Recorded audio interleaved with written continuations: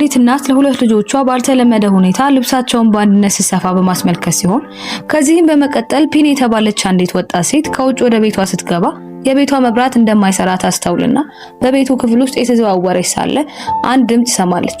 እርሷም ወደ ሰማችው ድምጽ ዞር ከማለቷ ባለቤቷ ከኋላዋ ደርሶ እንኳን ተወለድሽ በማለት ሰርፕራይዝ ያደርጋታል። ከዚያም ለልደቷ የተዘጋጀው ኬክ ተቆርሶ እየተመገቡ ሳለ ፒን ባለቤቷ የስኳር ህመምተኛ ስለሆነ ኬኩን ከመብላት እንዲቆጠብ ትነግሯለች። ከዚህም በመቀጠል የፒንና ጓደኞች ወደፊት ዕጣ ፈንታን ካርታ በመመልከት የተጫወቱ ሳለ ፒም ወደ ውስጥ መጣና በእርሷ ስም አንድ ካርታ ይከፈታል።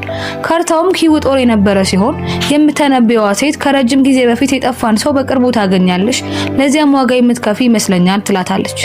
ፕሮግራሙን ከተጠናቀቀ በኋላ በነፒን ቤት የቤት ስልካቸው ይጠራና ያነሳዋል። ስልኩም በታው ውስጥ ከሚገኙ ሆስፒታል የተደወለ ሲሆን የፒን እናት ስለታመመች ወደ ታይ ከተማ መምጣት እንዳለባቸው ይነገራታል። ከዚያም በፒን ሆል ላይ የሚገኝ ተለቅ ያለ የቀዶ ጥገና ጠባሳ እንመለከታለን። ቀጥሎም ይህ ምክንያት የሆነበትን ሁኔታ በአይነ ህሊናዋ ትቃኛለች። ልክ እርሷን የምትመስል ሴት ጋር በመሆን ቀዶ ጥገናው ሲፈጸም ታስብና ከሰመመኗ በድንጋጤ ትነቃለች።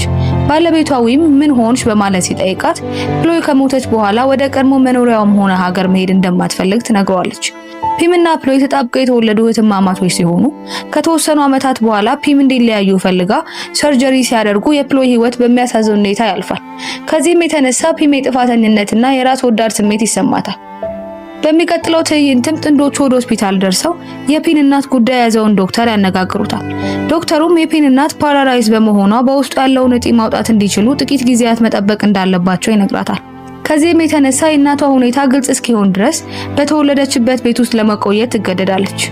ከዚያም ወደ ቤት መጥተው ለረጅም ዓመት ደርሳ የማታውቅበትን ቤት መጎብኘት ትጀምራለች።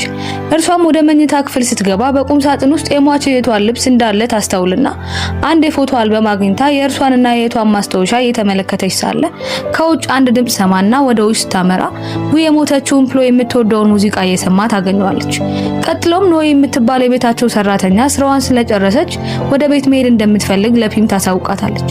ፒምም በምላሹ እዚሁ ረፊ ትላታለች። ኖይ ግን በጭራሽ ነገ በጠዋት እመጣለሁ በማለት አሻፈረኝ ትላለች። ምሽት ላይም ፒም ሻወር ወስዳ ከጨረሰች በኋላ ለመደራረቅ በማለት አንድ ሳጥን ከፍታ ፎቶ አውጥታ በሩን ስትዘጋው ቀድሞ በሳጥኑ መስታወት ላይ ያልነበረ ምልክት ታይና በድንጋጤ ታጠፋውና ወደ መኝታዋ ሄዳ ተኛለች።